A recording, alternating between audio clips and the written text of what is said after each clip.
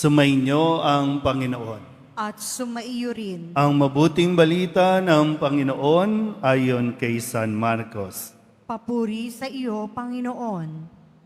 Noong panahong iyon, si Herodes ang nagpahuli, nagpagapos at nagpabilanggo kay Juan dahil kay Herodias.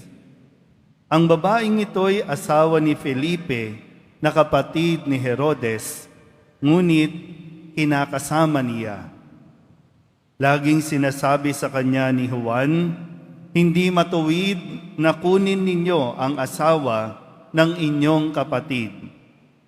Kaya't si Herodias ay nagkimkim ng galit kay Juan.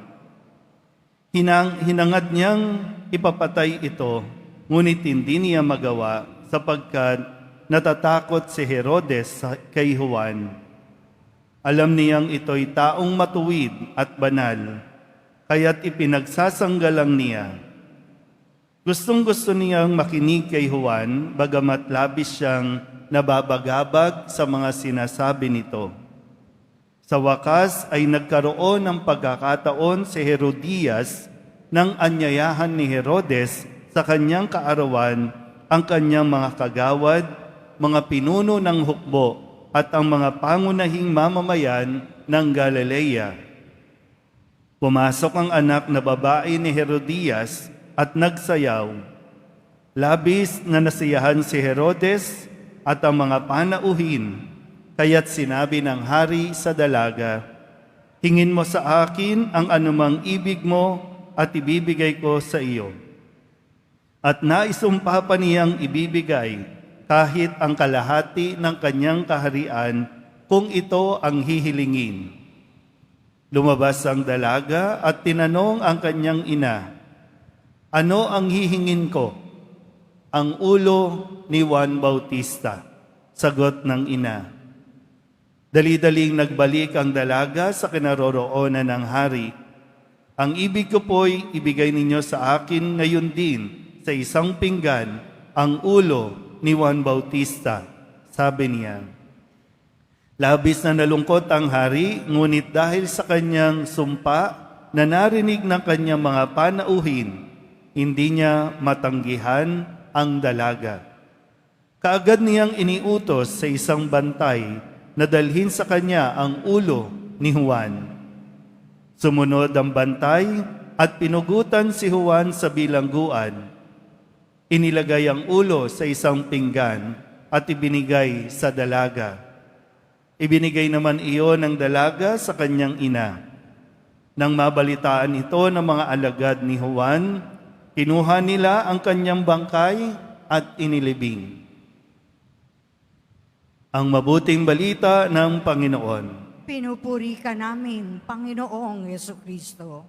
Magsiupo muna po ang lahat. Isang magandang umaga po sa inyong lahat. Palapakan natin ang Poong Jesus Nazareno. Ngayon po ay ginugunita natin ang pagpapakasakit ni San Juan Bautista. So, balikan lang natin ng kaunti ang kasaysayan ng ating simbahan bago pa ito mas nakilala sa tahanan o dambana ng Poong Jesus Nazareno. Ito po ay parokya o kinikilalang parokya ni San Juan Bautista. Makalipas ang ilang 100 taon, matapos ihanda ni San Juan Bautista ang parokyang ito, ang mga tao dito, dumating ang imahin ng Poong Jesus Nazareno. At simula noon ay talagang mas naging malalim ang pananampalataya ng simbahang ito.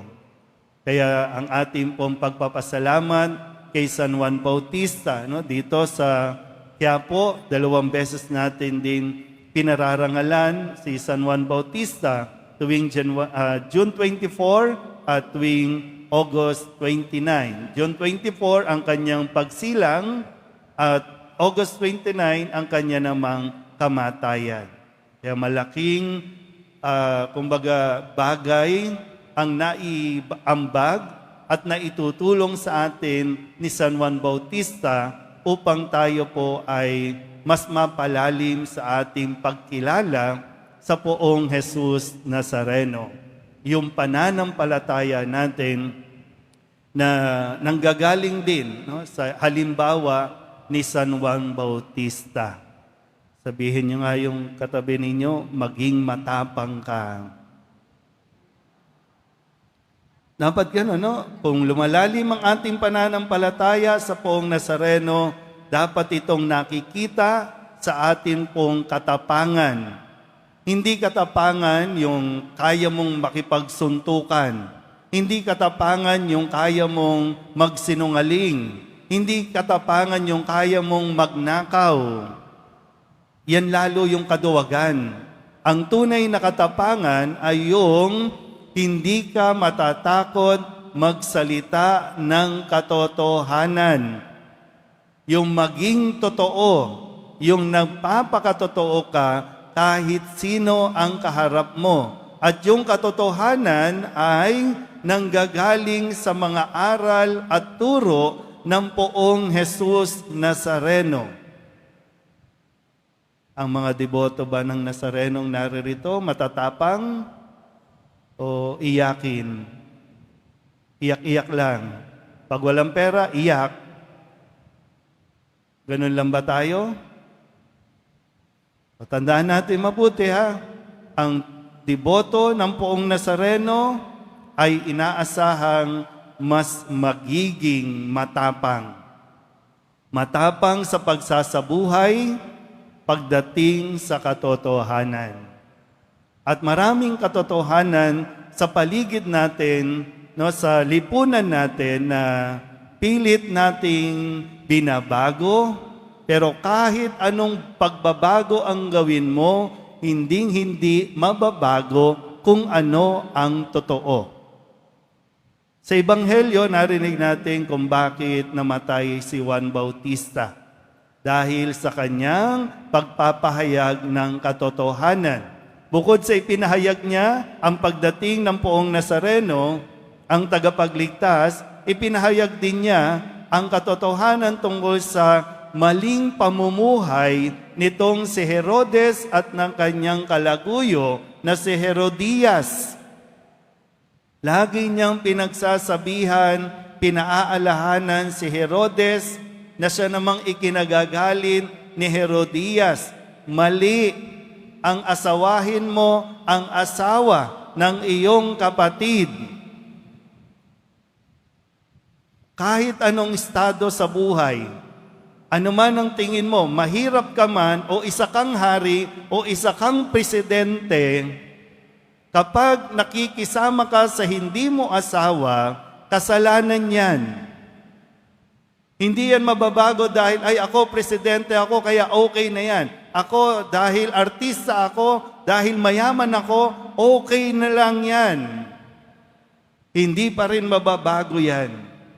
Kasalanan pa rin ang pakikiapid. Kasalanan pa rin ang pakikisama sa hindi mo asawa.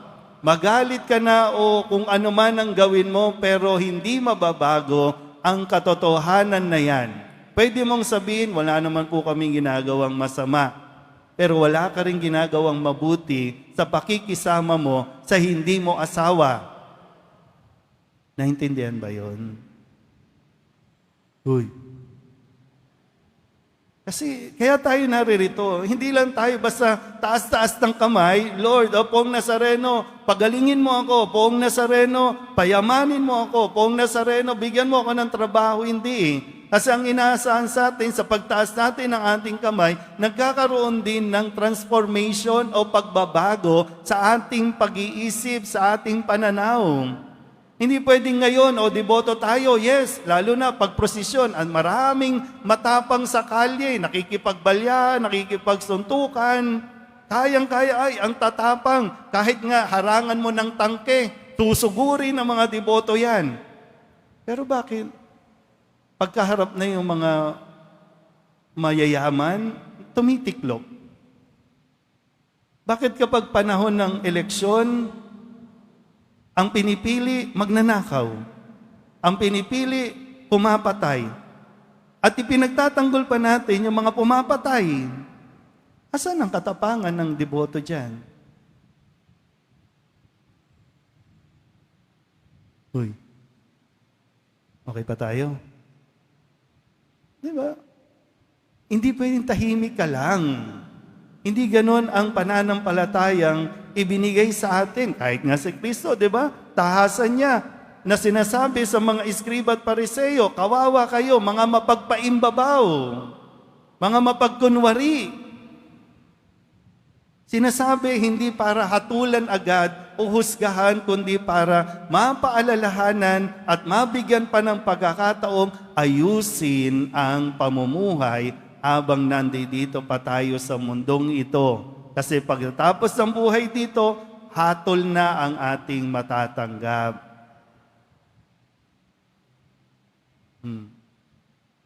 Ngayon, reklamo tayo. Binabaha tayo.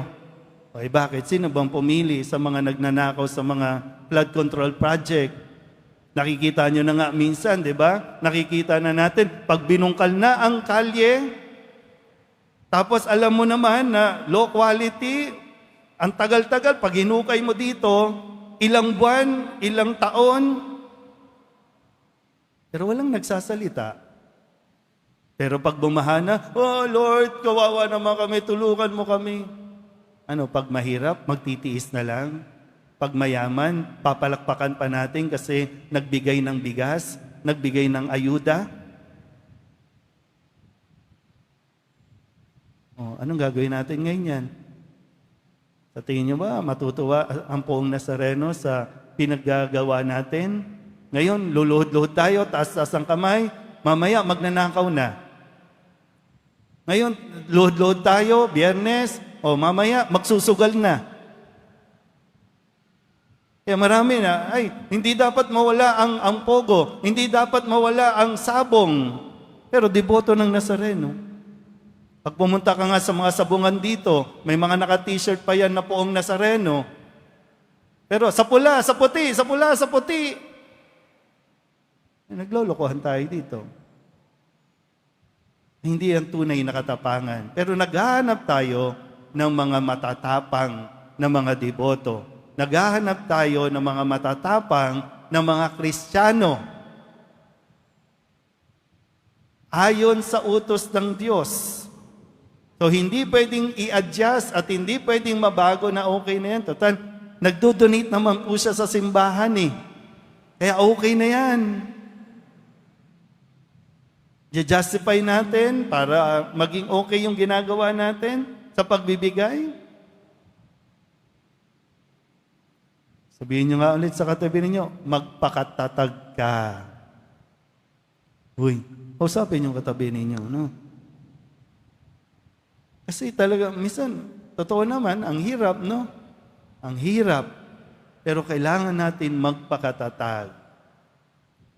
1,000, ayuda, katotohanan, 1,000 na lang. Diba? Kayo, marami dito, 8 o'clock na umaga, marami na mga senior, mga tumatanggap na ng akap, ayuda, ano pa ba, AIX, ano pa ba? Pag nandyan na si congressman, nandyan na yung politiko, salamat. Kaya kung ano man ang sabihin nila, sunod-sunuran ka na. Sunod-sunuran na tayo, papayag na tayo. Kahit na alam mo nang ninanakawan ka na, okay lang. Tapos ang sisi sa Nazareno, ang daing sa Nazareno. May mga panahon na may kapangyarihan ka, gamitin mo, pero hindi natin ginagamit. Nawa po, no?